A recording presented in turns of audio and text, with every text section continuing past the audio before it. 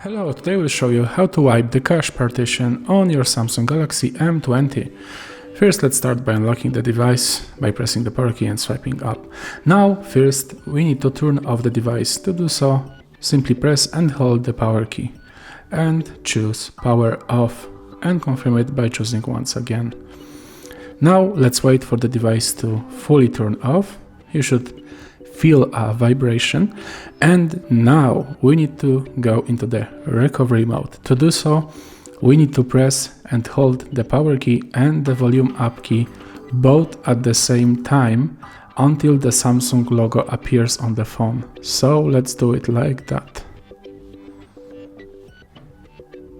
And now we stop pressing them. This will get us into the Android recovery menu. Here you can move up and down by using the volume up and down buttons and confirm your choices with the power button. So let's go down into the wipe cache partition and select it with the power key. Now we will be asked if we are sure of that. Yes, let's go down and select yes.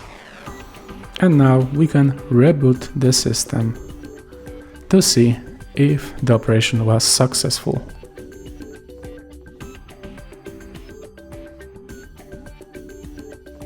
And done! Just like that, we are ready to use our phone once again.